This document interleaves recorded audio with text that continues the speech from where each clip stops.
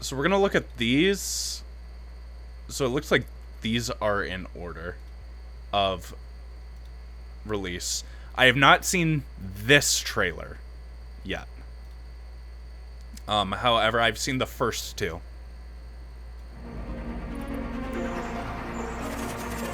IGN First for the month of June 2022 is all about Sonic Frontiers. We've got Gotcha, gameplay, Tato. we've got previews. So first off, I want to state, and Sega should know this going into, how I don't know why I'm filling up my shaker. I have already had my caffeine intake for today. I don't need any more. I just, out of habit, I can drink water now. So, when when Sega had their meeting and said, let's do an open world Sonic game, they had to know that, hey, this game is going to get comparisons drawn to it to Breath of the Wild.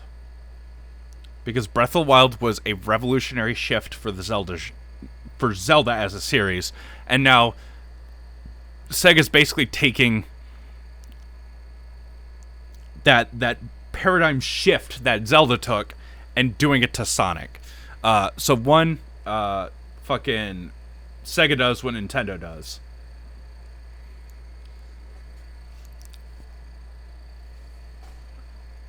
And again, they can put their own twist on it. However, in the end, you have to ask yourself, is it fun? And is gameplay connected? Because you want gameplay essentially to be seamless. Because if you look at Breath of the Wild, combat is seamlessly integrated into exploration, where you explore the overworld and, oh, hey, I found an enemy and whatnot. I can fight this enemy and I get rewarded for it. One thing with the trailers is there's no fucking HUD. And we've got interviews from the developers who made it all happen. I don't care about All month long, interviews. We'll be diving deep into what you can expect when the game makes its way to you later down the road. First up, we've got the world premiere gameplay focusing on exploring the mysterious island that Sonic suddenly finds himself stranded on at the start of the game. Be sure to stick with IGN throughout June so you don't miss anything. So, like, I Until think... then, here's your first look at gameplay from Sonic Frontiers. So I think fundamentally an open world Sonic game could work.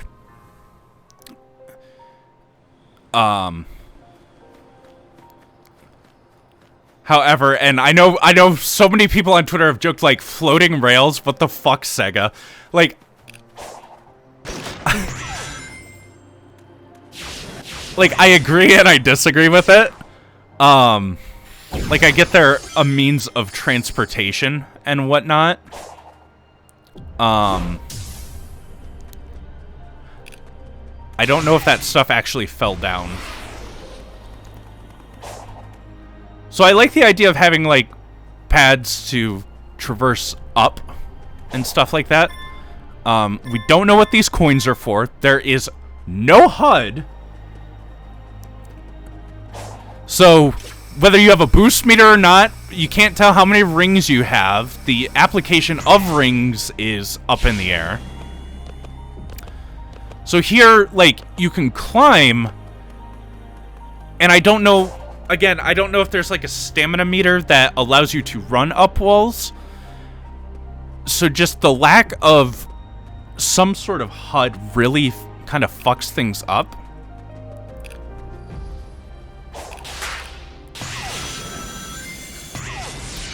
And so my main issue with a lot of Sonic games, we'll pause it real quick. My issue with a lot of modern Sonic games is a lot of it comes down to ride on rails and press A to hit enemies. And so the first thing, like one of the first things we see, alright, they probably pressed A to homing attack. They rode a rail and Basically, rail riding and spring sections are just cutscenes and not gameplay. They are glorified cutscenes is all they are. So, obviously you gain control, and at that point you can decide where you want to go from there. So here it looks like you might be able to like run down the side, like that might be one of those panels. So again, more rail grinding, like, alright, yeah, cool, I'm collecting rings. And then it just shoots you in a direction. Okay, this is also my biggest problem. Not my biggest problem. Fucking, why just have a sign that has question mark being like, hey, there's a puzzle here that you should solve because this is a video game. It's like, make the puzzles stand out in such, because, so like, perfect example, the Koroks in Breath of the Wild. And again, Sega making this open world, that they should expect that their game is going to be compared to Breath of the Wild. With Koroks, so like there's a multitude of different puzzles, and they're simple puzzles for the most part. There's some more complex ones, but you end up in an area and you look at things and you're like, something's off here. And it's the player's intuition to figure out what's off and how they should go about solving the puzzle. Whereas this is like, yo, you fucking drooly dipshit. There's a puzzle here. Solve it. They need to get rid of the signs. They should have puzzles integrated into the world that what is it? That promote exploration and reward exploration. Having stupid ass fucking road signs is the dumbest thing they could have done for this game. I hate it. I think it is shit game design. So let's go back real quick. So here. Oh, there's a puzzle, and there's one object right fucking here.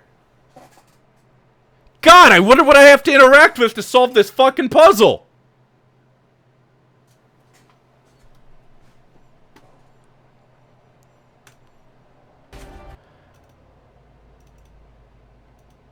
And again, we have a dash pad. Run. Homing attack. Rail. Dash pad. Dash pad. Homing attack. Homing attack. Homing attack. Homing attack. Health. Dash pad. Rail. Spring.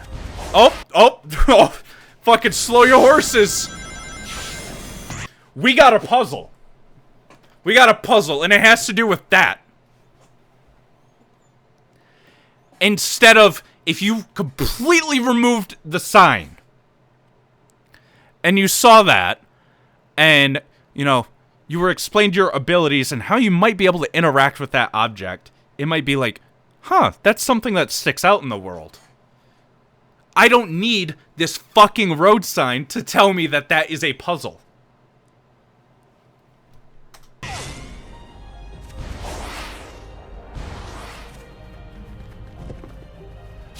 So that was an enemy, apparently. And, again, this world just feels so fucking empty. I agree, Degas. I agree 100%. And I get, like, it's like, alright, you know, you're going to be running fast, so you have to... And again, I feel like this game's going to run into similar problems that Sonic Unleashed did. Maybe not to the degree that Sonic Unleashed did. Because with Sonic Unleashed, you have your daytime, really fast stages that people fucking adore. They adore Sonic Unleashed's fucking daytime stages. However, when it turns to night and things slow down... Yo, Tatter, thank you for the raid. Welcome to the Sonic Rant Hour. We are talking about Sonic Frontiers. And, I've seen the first 2 trailers. We'll be reacting live to the 3rd trailer. So I'm going on a rant on how Sega is just failing with some game design and potential problems I see with how they're trying to make this game. So with Sonic Unleashed, then you had the nighttime stages, which encouraged more combat and exploration. However, in Unleashed, combat was often connected to progression, rather than exploration being connected to progression. Whereas, at least, I will say with here, so far, keyword so far, so far it seems exploration is more emphasized. However, if they don't emphasize combat enough, then it's going to feel like a second thought game mechanic, and it's going to feel empty. Which we'll get to when we get to the combat trailer. Because honestly, for world premiere, I feel like instead of just focusing on exploration, because I don't believe they do any combat in this trailer. For a world premiere trailer, you need to have a little bit of everything.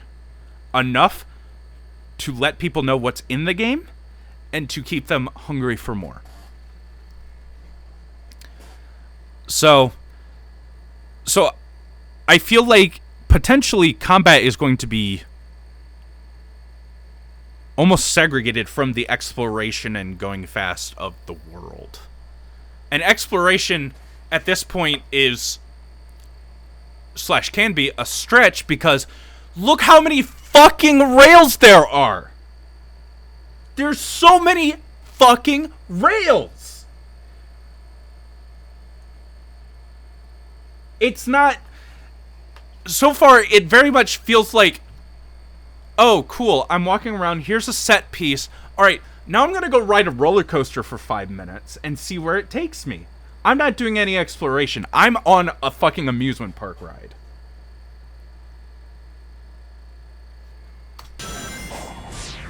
Boom, shoot through a ring, go to another rail. Boom, shoot through another ring. Could have went to a rail. I believe that, yep, that's an enemy. Choosing to ignore it, because who wants to see that? Alright, rail. To another rail. To a ring, to another rail. To a spring. And then at that point, it almost seems like, hey, that should shoot you up to a bridge. But it doesn't. Spring to another rail, to a ring, to another rail. To a ring, to a homing attack, which it looks like you can, like, dash in the air, which seems a little more interesting. Again, a HUD would be great to see if you had a dash meter or something like that. Spring, spring, spring. Dash, dash. Alright, we land on a hill. Oh, we got fucking puzzle alert. But then what I find strange, here.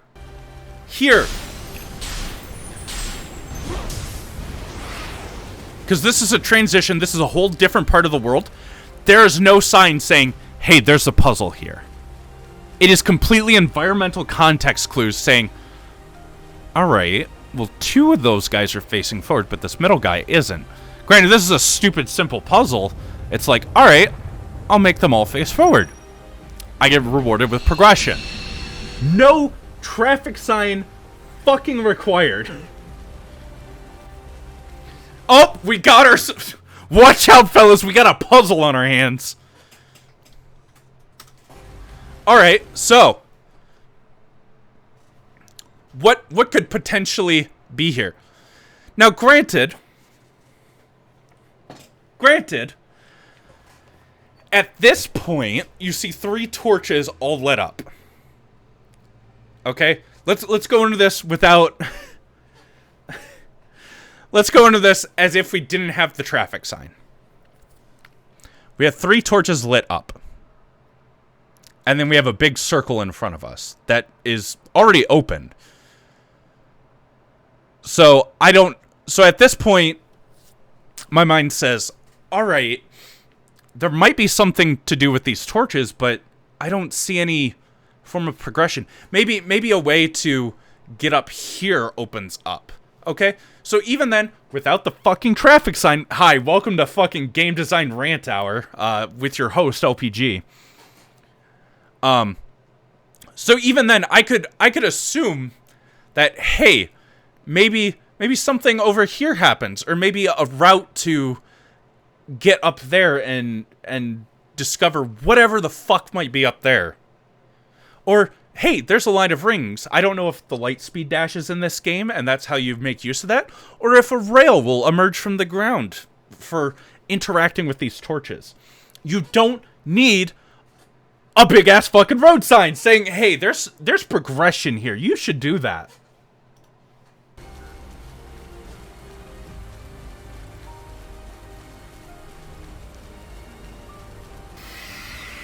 So here he draws a circle. That ends up extinguishing a fire. So it's like, alright, I have to extinguish all 3 fires.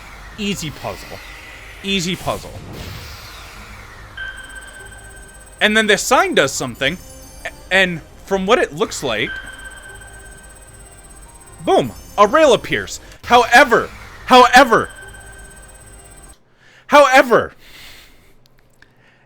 instead of like, because, so from the looks of it, what this game looks like is like borderline, and again, I'm making Breath of the Wild comparisons. It seems like this world has ancient technology or something, you know, and it needs to be rediscovered or unearthed or something like that. So how does this happen? Boom, they just fucking Photoshop a rail in. They don't have it emerge from the ground or something. Like you're actually discovering something. No, they just fucking Photoshop that shit in. They're like, oh, good job. You found the road sign. You did the thing. Here's a rail. Whereas it could be a much cooler, like, you're unearthing secrets. Like, even small things like that can add up and just make a game feel like an adventure. But no, they're just like, here's a rail.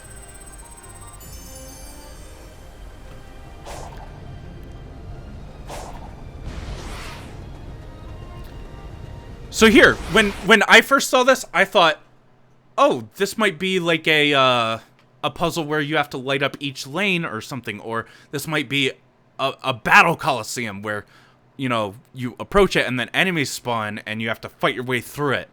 And then you get some sort of reward, where I could see this maybe elevating, and then these turning into like dash panels to dash you in a direction and give you good vantage points of the land.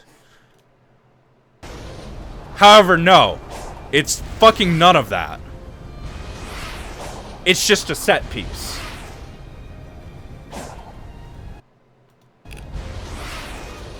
And don't think I missed it. There's a puzzle there. I saw it, IGN.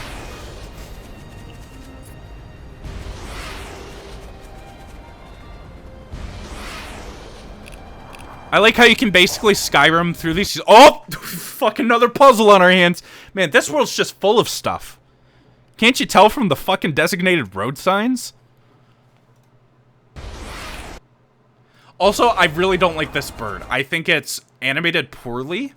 And I get that it's supposed to, once again, be a set piece, which is all Sonic has turned into, is, wow, spectacle. Literally, Sonic has become a fucking Disneyland ride. You pay your $60 for your fucking game, and you get to ride a roller coaster and look at cool set pieces. You hardly play a game anymore.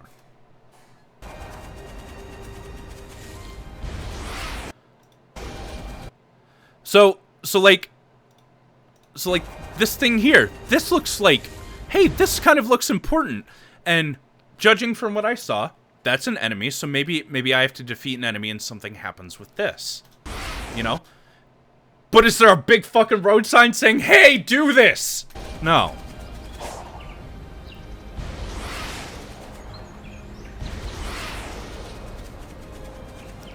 This is low-key what I'd like more of. Just speeding through the world and noticing puzzles without road signs. Noticing puzzles without road signs. And being like, "Oh, I should check that out." You know? I'm gonna slow it down in my Sonic game real quick and go fucking figure out that puzzle, and hopefully there's something cool that allows me to gain access to more.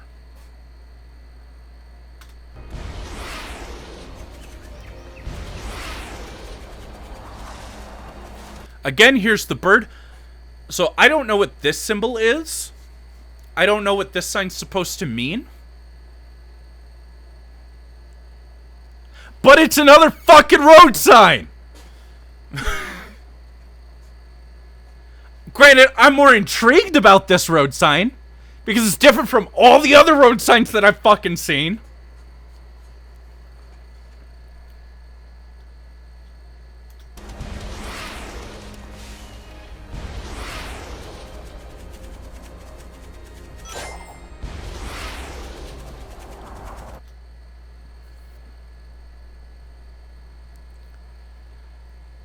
Well, I mean, you look back at, like, the torches and stuff like that. Like, they have different options, and I certainly hope they explain your abilities and how they're able to interact with the environment. Like, hey, you can extinguish torches by running a circle around them with this specific kind of dash and stuff. And hopefully they allow experimentation much in the same way that, like, the runes and stuff allowed experimentation, where it's like, alright, there's something here, but how do I do it? Instead of, hey yo, there's something here, now do it. Granted, you might still have to figure out how to do it. However, it just blatantly being like, yes, gameplay avenue, right here. Please, try and get your $60 worth.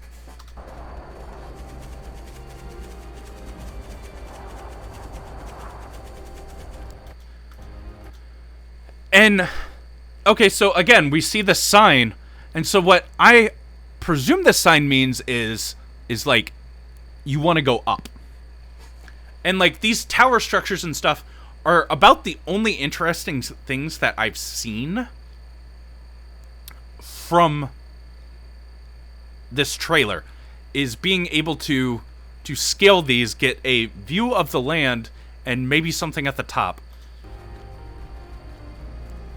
So, oh, wow, there's a lot of panels here. And there's one panel that looks distinctly different.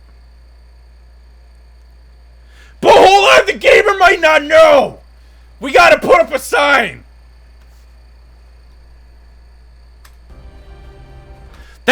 That one panel right there might not indicate well enough that, hey, this is a puzzle.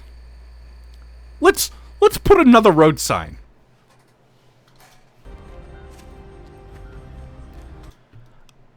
If you got rid of that road sign and I saw this, I'd be like, huh, that's weird looking. And I'd come over and I'd investigate. And then I notice, hey, that panel's kind of weird. Maybe I'll try stepping on that first. Oh, I stepped up. All of them lit up. And when I walk on them, they go away. Huh. You don't need the road sign. And then at this point, like, hey, yeah, I can trial and error this.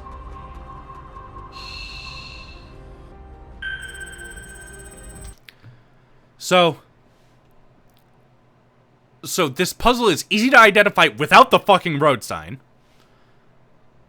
And it's relatively easy to solve. And you get these fruits, and again, with no HUD, I don't know if these, like, increase health. Because traditionally in Sonic games, your health is equal to rings. So I don't know what rings are for currently in this game. If they are just that avenue of health. But we also see an actual, like, heart pickup, so it's like, so rings have to mean something else. So I don't know if that fruit, like, increases your max health, increases your boost meter. I think, yes. So, this is one of the bigger ones that I have an issue with. One, look how blatantly different that is to the surrounding environment. You'd look at that and be like, oh, do I have to run through this at a high rate of speed? Is that what I have to do? Or do I have to, like, make it through that and end up landing on, like, the rail or the bridge or something? But thankfully for the sign, we were able to identify, oh shit, there's a black ring here. I might have to interact with that. Thank you, sign.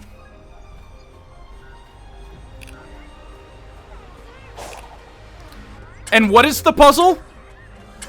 Hold the analog stick left. That's the puzzle. Wow, Sega, that was hard. Whereas it could have been a, hey, you need to reach a certain speed, and it's a little difficult because you have these hills. You need to reach a certain speed and pass through that ring at that speed, which would have been much more creative, and it would have opened up opportunities for you to familiarize yourself with the movement of Sonic, and it would reward you for being able to get to be experienced with the movement of Sonic, to maintain your speed despite there being hills and stuff, or going around and maybe taking a different route. And then you get rewarded for maintaining that speed. Instead, no. Run on this fucking ring, dipshit. You mindless fucking idiot. Alright, that's the first trailer. Oh, hi. Yo, fucking same, Penguin. I fucking agree. But we're not gonna watch his reaction. We're gonna focus on ours. So this is the combat gameplay. Continues on with yet another look at Sonic Frontiers gameplay. This time focusing on combat. Sonic is up against an all-new set of baddies, some of which are among the most massive bosses we've ever seen in a Sonic game. Fortunately, Sonic's got some new tricks up his sleeve. Make sure to stick with IGN all throughout June because we've got a full hands-on preview and interviews from the developers. Also, real quick, just noticing. All throughout Sonic game. When he interacts with this, new tricks up his sleeve. He just like taps it. He doesn't have to push it. We've got a full he just nudges it, and it just goes into place. For now, though, enjoy the combat of which again is one of those minor things where it's like, okay, cool, I just nudged this or I pressed a button. Whereas like, oh, it could be something where I have to hold in the direction that I want to push this, where it feels like you're actually impacting the environment. It's small things. It's small little things that separate an adventure from a video game. And it's small things like that. Sonic Frontiers. But alright, combat.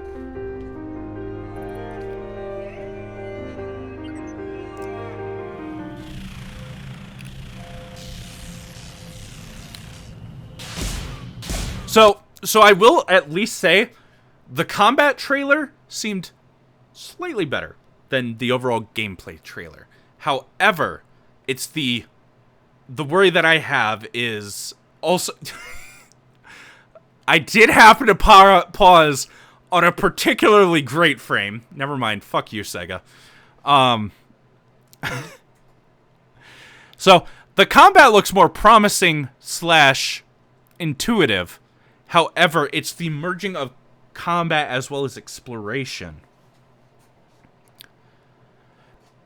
Because, like, so for example, what if so this enemy's clearly floating, it can levitate. So what if this enemy within obviously a certain range, what if I continued exploring but the enemy still followed me? And I could engage in combat on the rails. Where I'm still on a fucking Sega-themed roller coaster, but at least it gives different combat scenarios where it's like, all right, I have to be able to attack this enemy, but I also have to maintain, you know, my status on this rail and continue exploring while fighting the enemy.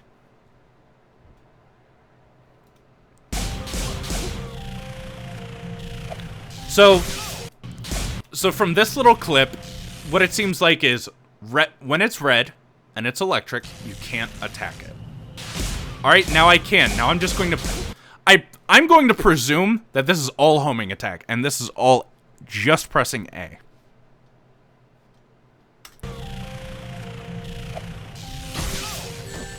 Okay, got too close when it was red, and it hurt. Oh, it's red, I gotta back up. So, good enemy cues, and...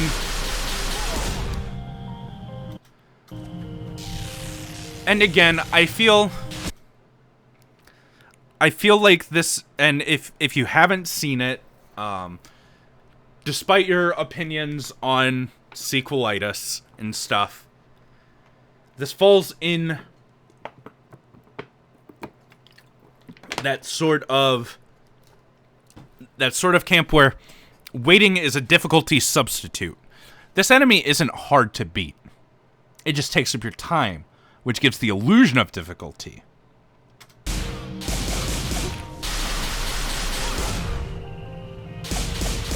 Because clearly you have to get rid of all of its outer things in order to attack its core.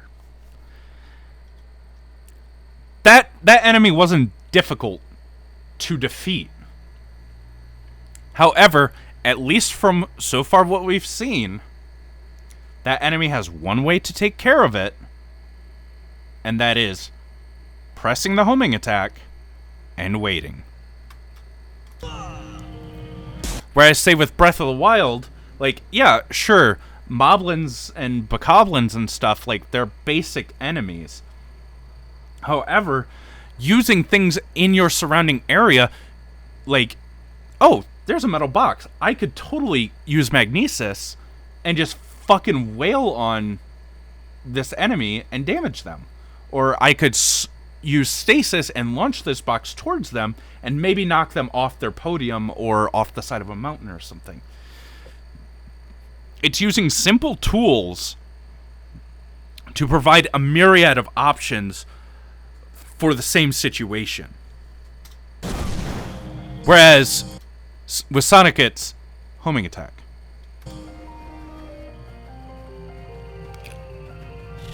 Oh boy, we get to fight it again.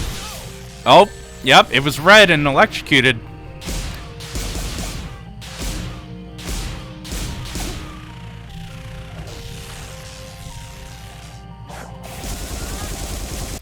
Now, here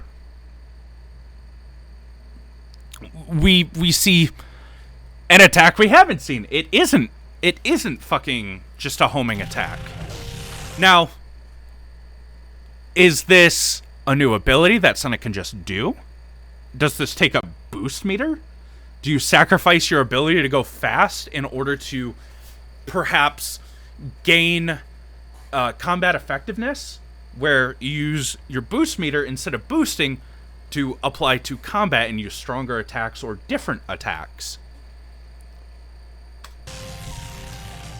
Because this is ranged. I'm not in harm's way. I don't have to worry about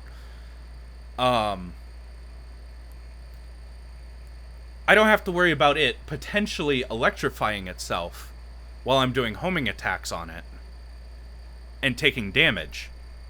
However, what is it costing us to do this? What is it costing us to gain this benefit?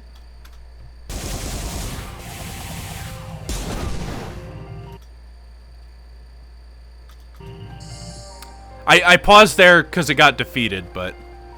Alright, now we have a new enemy. Also, we have a road sign, watch out. Okay, so homing attacks won't work on this. So we draw a circle around it. We're now allowed to attack it. So this takes away the waiting aspect and allows us to be more proactive in this engagement. However, the thing just sits there. It just lets this fucking happen. It's like, oh, dude, you're drawing a circle. My favorite geometric shape. And then, oh god, now I'm vulnerable. For a limited amount of time. Oh, now I'm invulnerable again. Oh, but once I get away... See? That's much more interactivity right there. However, it leaves you open. I like that better. But here, it just literally lets you sit there, and it's like, alright. It's a different path to the same waiting game. It's still a waiting game. It's, okay, I have to draw this circle, now I can attack. Alright, now I have to draw another circle, alright, now I can attack. There's no interactivity during the circle drawing.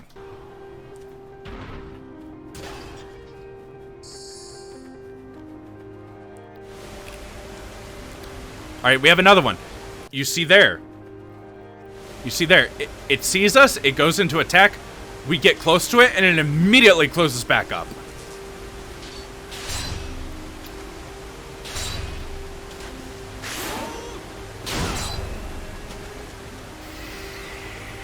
And it just does nothing. And again, like these big cinematic moves, what is that costing us? Are we being rewarded for just pressing A multiple times? And just like, oh wow, you pressed A 5 times. Here's a finishing move that does more damage. Congratulations, you're a gamer.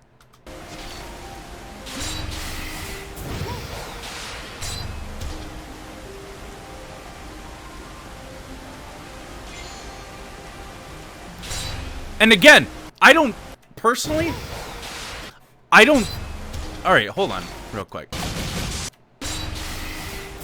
Okay, so there, did a smaller circle, but it didn't levitate the part up. So maybe you have to draw a certain size circle. Now here, I feel like this enemy, once it goes into an attack mode, it should stay in that attack mode and not just regress into defense. Because at that point you're like, alright, I know it's going to try to attack me. What can I do in this span of time while it's prepping its attack? Instead, nope, I'm just gonna sit here, wait for you to draw another fucking circle around me to make me vulnerable, and then attack me.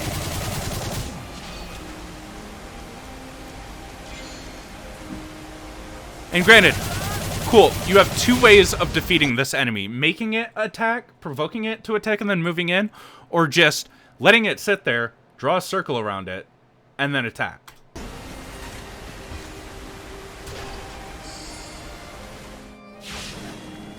Which I feel is Sega's quote-unquote answer of multiple solutions for a similar problem, but it's done so lazily.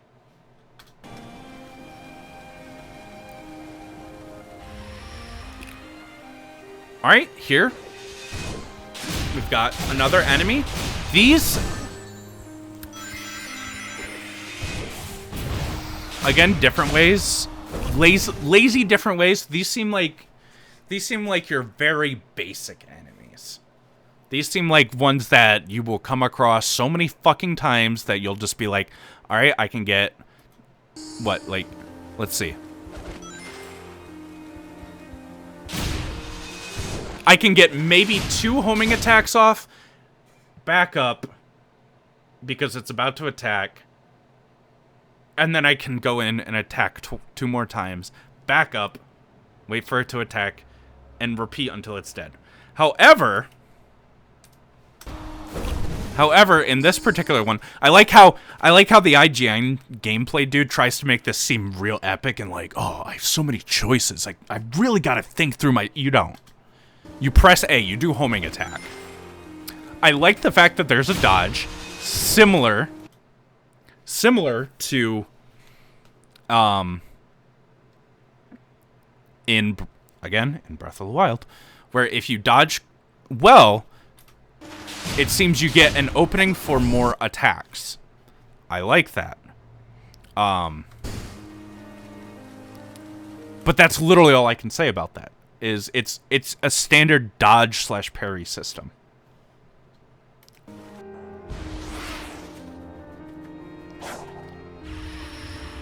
Oh, yep. And so here, these are weak fucking enemies. And the enemy isn't hard to defeat. But their idea of challenge is just adding more. Or take up more of your time. It's like, wow, that fight was an ordeal because there was fucking 4 of them.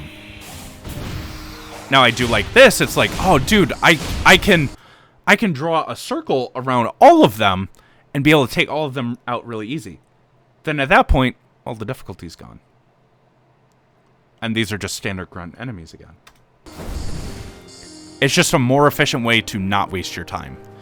Now, this is where I will credit them. This enemy is really fucking cool. This is the only part of the trailer where I was like, you know what? That actually looks cool and fun.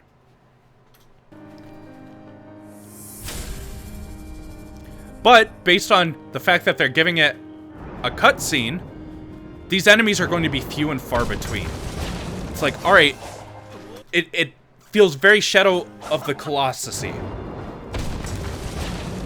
So, it slams its hand, and then there's these blue rings. Okay, these blue rings speed me up and get me to the top. Alright. And then I just press A. I just press A bunch. Which I think is a fundamental flaw with fucking Sonic combat. Alright, cool. That's one of the arms down, but it's not down. Oh, well now if you look, it's shooting out red kind of rings. That's different.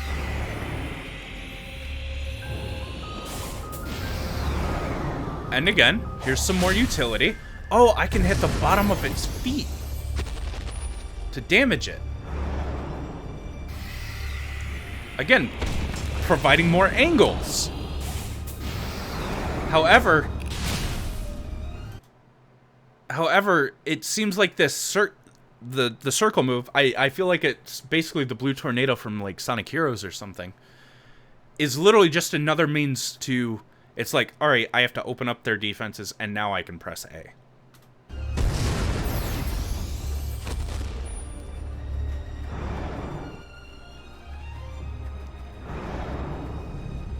So here it goes, it attacks, it's very fucking slow. Oh, but these red ones push me back, preventing my progression onto its arm. Okay, so it's evolving as it goes, and now it has these fucking things. However, the only thing I don't like about this is auto attack or homing attack is a homing attack. It doesn't take fucking skill or effort to do. These circling rings around it don't mean shit as an increase of difficulty, because I can just smash A and get rewarded.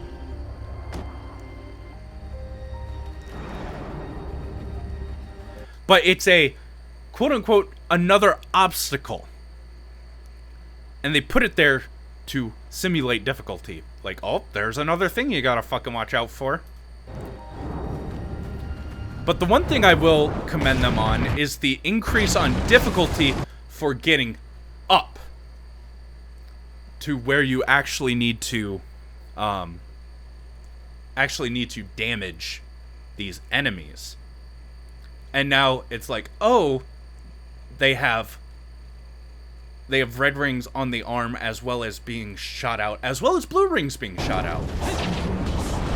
And they're alternating.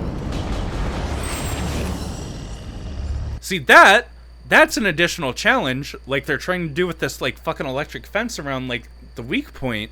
That's an additional challenge. However, if you also look, basically, once you get on, it's a straight shot up. The red rings don't do anything.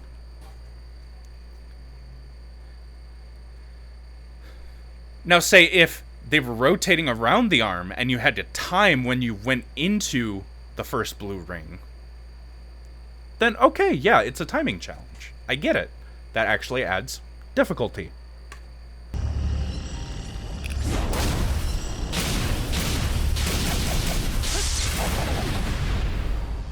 Yeah.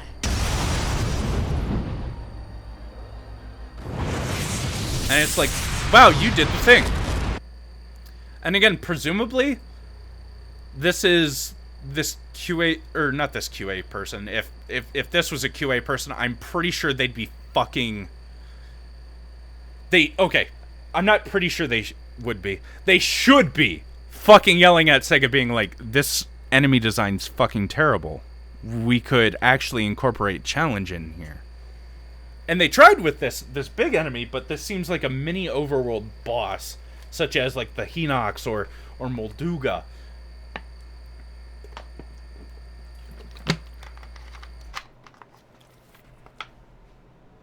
So that's the combat trailer. So now this trailer I have not seen. I have not seen this at all. So we're going to watch, and then we're going to react. Holy shit, you're so fucking quiet, dude. Pioneer of the high-speed 2D platformer, an Olympic athlete, a respectable kart racing enthusiast, a fighter, a TV star, and a Hollywood blockbuster movie star as well. But he's never done open world, and Sonic Frontiers fixes to change that. I was fortunate enough to be one of the first people outside of Sonic Team to go hands-on with Sonic Frontiers, and let me just say, if you're worried about how the blue blur will fare in this unfamiliar genre, well, I think Crush 40 probably put it best. Open your heart. It's gonna be alright. I don't know about that. Considering I've watched 2 gameplay trailers focused on 2 different elements that are supposed to be connected, or should be connected. And they feel very separate, and both feel very lackluster. So what do you have for me this time? The first thing that struck me about Sonic Frontiers was how uniquely somber and serene it was right from the out. You know, I'll agree with them. However, obviously, the farther out, the worse the textures get. But there's some really pretty spots in this game. But graphics don't make a game. After flying into a wormhole with Tails and Amy, Sonic finds himself separated from his friends and all alone on an isolated island. Tails and nothing Amy but are an AI apparently here. voice guiding him to collect the Chaos Emeralds. There's no one for Sonic to bounce quips off of, no energetic Crush 40 soundtrack, just wide open fields as far as the eye can see. There's an air of mystery in Sonic Frontiers, and except for the road that's signs, driven home even further by the beautiful yet minimalist piano melodies that accompany Sonic as he explores the island.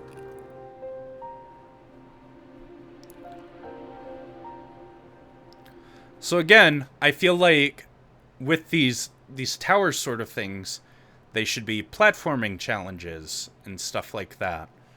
And I know I'm talking as if I am the best fucking Sonic player in existence. I don't like modern Sonic at all. I like classic Sonic. You know, and call me, I don't know, a classic Sonic fanboy or whatever. But there's a reason why it worked. And I don't even like classic Sonic that much. All this is a very intentional choice. I asked Sonic Team head Takashi Iizuka to describe how the tone of Sonic Frontiers So again, like... Oh, fuck. I'm controlling volume, not... Sonic games. So again, here, you hit a spring, you go up. Alright, fine. Good start. You hit 2 boost pads, a spring into a ring to this. Sonic games. And he said, past games in the Sonic series have taken different tones depending on their stories and themes. This time, these mysterious islands are the game's major setting. That's why our artists have worked hard to create a mysterious mood. Of course, the big new— What mystery when you put up road signs for fucking puzzles?!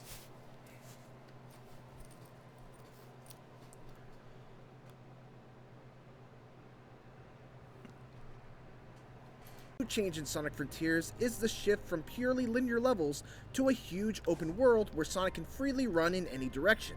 But The size of your open world does not mean your open world is good. Just because it's big doesn't mean it's good. Sonic Team doesn't like to use the term open world to describe Sonic Frontiers' gameplay, instead referring to its style as being open zone. Open world games like Zelda or other AAA games fundamentally have RPG or adventure worlds. For Sonic, the core here is a 3D action game. Our basic idea...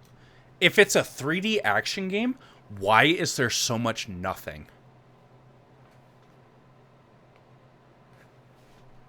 was to have that take place in open space. What sets Sonic Frontiers apart is this different approach to an open game world. Having played Sonic Frontiers for about 4 hours, it's easy to see what Izuka-san means. Sonic Frontiers' open zone design is very different from any other open world I've played. It's a giant playground. Every few feet there's a bumper spring that bounces you like a pinball between 5 other bumpers before... I want you to listen to what this man is saying, real quick. Every few feet, there's a bumper spring that bounces you like a pinball between 5 other bumpers before putting you on one of the many grindable rail tracks. Glorified cutscenes. And Sega expects you to appreciate that as if it is gameplay. Or a speed ramp that sets you on a completely different path leading to some other collectible or reward. Or a line of rings that you can lightspeed dash into. Okay. We have confirmation that the lightspeed dash is here. Essentially, they've taken that core appeal of every Sonic level having multiple paths that eventually loop back around to the main one, and applied that to these giant non-linear open zones. One thing that has to be noted is that very few of these elements are built into the environmental design, meaning that rails, platforms, boost rings, and so on are just inexplicably floating in the air all around, which isn't totally unusual for a Sonic game, but it feels especially jarring in Frontiers in particular because of the frequent and sudden pop-in of these objects and the otherwise very naturalistic art style. Of course... Okay, good. Actually, just because you get the first hands-on doesn't mean you have to suck the game's dick. Of course, it's worth emphasizing that this gameplay and the version that I played were from an early build, but this is definitely an area that I would hope to see improvement in the final version. Beyond that, there are also a wide variety of puzzles and challenges that are littered throughout the zone, and completing them is how you uncover sections of your map. Okay. So, you gain map knowledge for completing puzzles.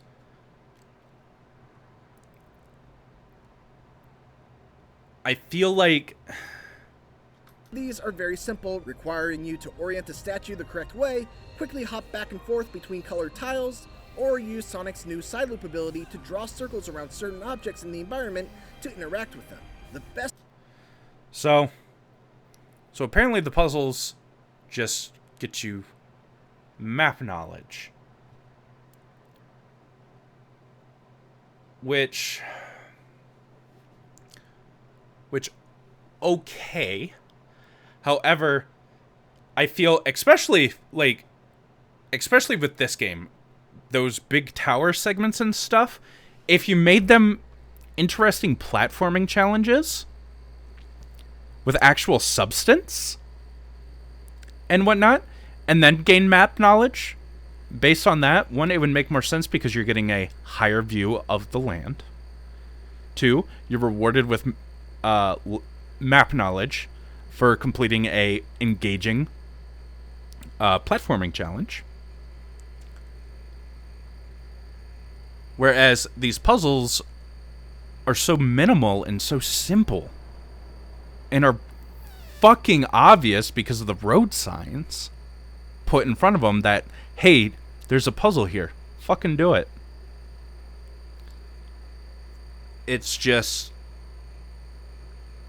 I feel like boost bar expansion, because imagine having just this massive boost bar and just being able to fucking dash, and maybe like with each improvement to a boost to the boost bar, the longer you boost, like once you use a certain percentage of the boost bar or you reach a certain segment, you like increase into like Mach Speed 1, Mach Speed 2, Mach Speed 3.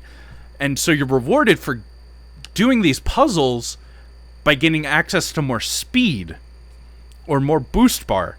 So one, your combat is improved if these special or unique moves take up boost bar meter. You're rewarded for combat. In addition, your exploration can get faster and you can just go faster because, hey, good job completing these puzzles, which are hardly fucking even. Your boost bar grows and you're able to go faster, and eventually once you reach enough meter, you're able to break into that like Mach speed and you're able to go a lot faster. Because in all honesty, because I know they like flexing Sonic going fast, you don't go that fast in this game. These ones, though, are the races against the clock where you have to get from point A to point B in a limited amount of time. Okay, that's cool. Frontiers level design makes straight. So that's cool. A puzzle being like you start the puzzle, and it indicates like another light up panel, and it does like a flyby camera to that, and it's like, all right, you have a limited amount of time to get here. It doesn't matter how you get here in time, and you're rewarded. I like that because it combines the exploration with the going fast of Sonic. Forward races like these a ton of fun because you have to try and improvise a path to the end that might not be immediately obvious. I do like that. However, I haven't fucking seen it. That's the one bit of good game design that I've heard of, and they haven't even showed it.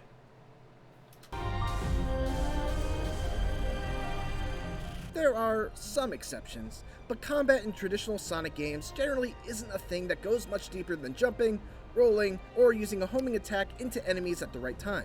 That changes in Sonic Frontiers, which now has you fighting all sorts of wandering enemies and mini-bosses using an all-new array of incredibly flashy attacks.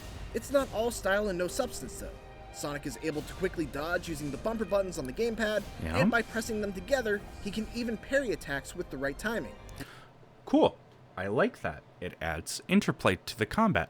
However, when your combat's piss fucking easy to start with, why do you need to parry?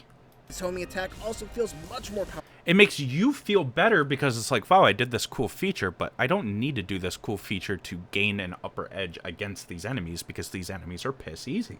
Powerful, landing with a ton of impact and keeping Sonic. Alright, hold on. His homing attack also feels much more powerful, landing with a ton of impact and keeping Sonic stuck to his enemy. I will agree.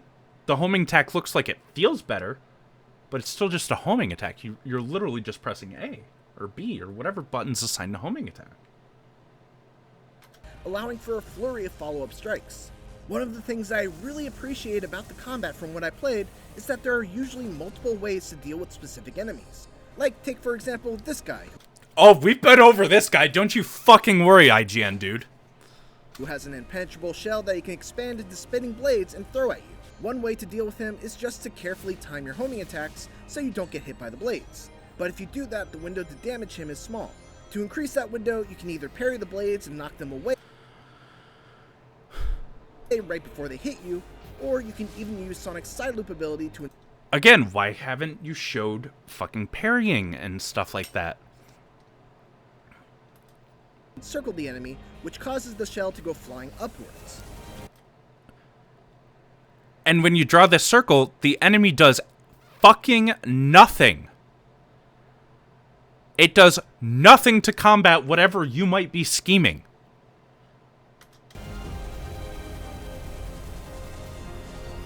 Defeating these enemies will reward you with EXP that you can use to purchase new skills from a skill tree, which gives... Okay. Again, where is this? Because holy shit, we don't even have a fucking HUD. How am I supposed to know? A skill tree? That opens up a lot more possibilities and allows you to customize the way you play by the way you level up. gives Sonic Frontiers a really nice feeling of power progression, even in just the relatively short amount of time that I played. Some of the later skills that you can get are just unbelievably cool, and it's super satisfying to see Sonic Team experiment with different ways that Sonic can attack enemies beyond just spins, jumps, and bumps. In addition to these... Again, I get that you want to keep things under wraps so that people are incentivized to buy your game. However, when you provide boring ass fucking gameplay footage like this, people just aren't gonna buy your game. Smaller enemies, there are also a handful of enormous world bosses Again, that I have this thing right here is the only like promising thing that I've seen from this. And from this interview, I'm hearing about all these cool things. I just haven't seen them. Tend with. These are near shadow. Because that first trailer should show small glimpses of a lot of things. Is what it should show. It shouldn't just be like, hey, this is an open world. But you already knew that. The Colossus-esque in their scale, with one in particular against a beast named Asura, requiring Sonic to bait the Titan to slam the ground, and then boost up its arm in order to reach the weak spots on its head. It's an ambitious boss battle, far beyond anything I've seen in the Sonic series to date, but it's... Calling this ambitious for the Sonic series just really goes to show how far the Sonic series has fallen. It's also the part of the game that needs the most work. Far too often, I'd fly off the boss's arm without knowing why, or I'd get to the top and for some reason lack the momentum needed to actually reach the head. Cool, so it's buggy. Granted, he did say it's an early build, but due to past fucking Sonic experiences, I wouldn't be surprised if they just didn't listen to QA when bug testing and stuff like that. Sonic must hunt down and defeat these bosses in order to collect portal gears, which open up portals that... Why didn't you show this? Why didn't you show this? Oh, there's a whole nother way to get up this enemy. You can just climb. Now, does that take a boost meter? Or is climbing just unlimited? I don't know, because there's no fucking HUD! And look, oh, cool, obstacles that actually get in my way. And then now at that, even, oh my god. Even proving how worthless those rings around its fucking horns are. Giving Sonic Frontiers a nice mix of both. Doesn't wait for the exit, just jumps over it. Each come with a handful of optional goals, like being the level. It's not an obstacle. It's an illusion of difficulty. Each goal rewarding you with a vault key, which are needed to unlock the coveted Chaos Emerald. All right, hold on. Goals like being the and new styles. These classic levels each come with a handful of optional goals, like being the level under a certain time, collecting all the red rings. All right, we're backing up even more. That lead to bite down and defeat these bosses in order to collect portal gears, which open up portals that lead to bite-sized linear stages, done in the style of previous Sonic. Okay, so beating these rewards you with basically, presumably, because if he's saying bite-sized classic Sonic, basically this game is going to be open world exploration, small bits of gratified actual good game design, and then back to open world exploration. Games, giving Sonic Frontiers a nice mix of both old and new styles. These classic levels each come with... I feel so often, just since Generations, they have sucked the Generations kind of formulas dick so much, where it's like, alright, we have to give them, like, 2D stuff. How about you focus your effort on this new innovation that you're pressing so much, and just make that good, instead of being like, oh, we got some classic stuff for you too, and that's where the good game design is going to end up being. But as for the overall game, fuck you. With a handful of optional goals, like being the level under a certain time, collecting all the red rings, and so on, with each goal rewarding you with a vault key, which are needed to unlock the coveted Chaos Emeralds. Sonic Frontiers is an exciting new step forward for the Sonic series into uncharted territory, and based on my time with it, Sonic Team seems to have hit upon a winning formula. There's certainly still work to be done before it's released during the holiday season. There's a lot. So he says there's certainly work to be done to get it out before the holiday season. So I believe that when is Sonic Frontiers coming out?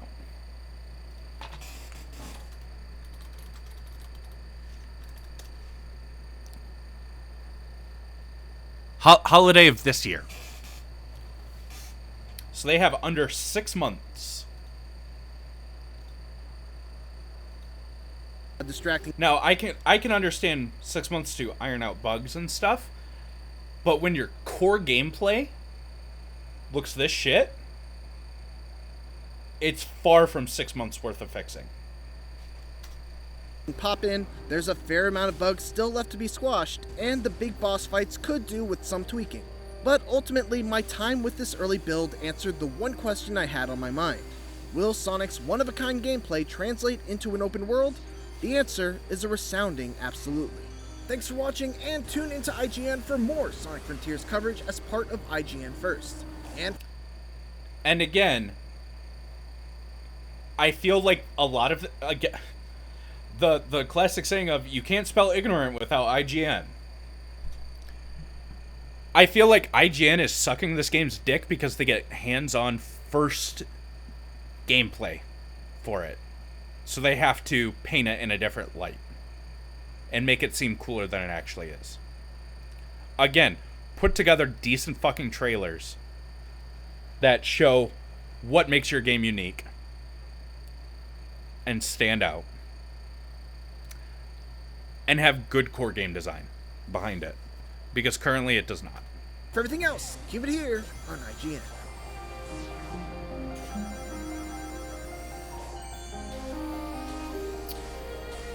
I think so here's what I think. I think Sonic Frontiers is going to be a decent success. I think it is going to sell because it is unique. And also Sonic fans will buy fucking anything. So I think it's going to sell because of that. However, do I think it's going to be a good game? No. I think it is going... Now that I heard that, there's retro bits and stuff, I think this game is going to feel very segregated into 3 different parts. Potentially even 4. With one of the parts being, divided into 2. So you are going to have your quote-unquote exploration and puzzle solving, which I will toss what is it? I'll toss the rail fucking cutscene sections into that quote-unquote exploration. Then you're going to have your combat. And your combat is not going to fluidly flow with your exploration or reward you. I mean, it'll reward you in stuff to aid your exploration, potentially. But we don't know what this skill tree is going to include. We don't know if this skill tree is going to be strictly battle-focused or it's going to also improve your ability to explore. The road signs are fucking stupid, and I hope they get rid of them. If they don't, Sega, you're fucking stupid.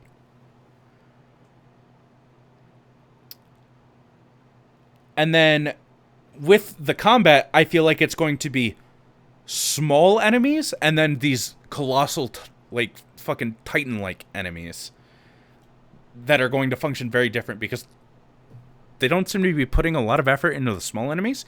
The bigger enemies, yes, but they're still flawed in design. At least the only one we've seen so far feels flawed in design.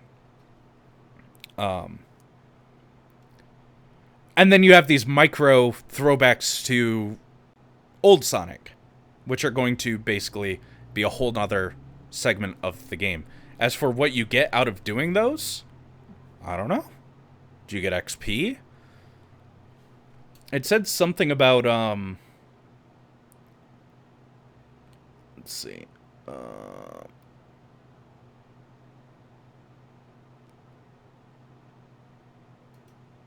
It's an ambitious boss battle. It's ARM in Y or Gears, which open up portals that lead to bite-sized linear stages, done in the style of previous Sonic games, giving Sonic Frontiers a nice mix of both old and new styles. These classic levels each come with a handful of optional goals, like beating the level under a certain time, collecting all the red rings, and so on, with each goal rewarding you with a vault key, which are needed to unlock the coveted Chaos Emeralds. Okay, so... Oh, I find that so fucking gross that these bite-sized levels give you challenges, and if you complete enough challenges, you get access to the Chaos Emeralds. I feel like if you're advertising it as an open world game, the Chaos Emeralds should be rewarded for the exploration, not beating a classic Sonic game shoved up the ass of an open world game.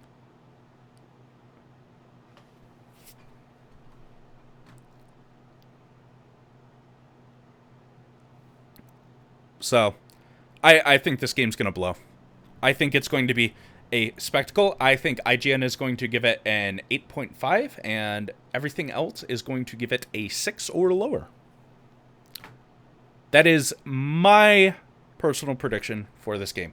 Also, the fucking Sonic rant tangent lasted a lot longer than I thought it would. But holy shit, fucking, I could talk about game design a lot. Alright,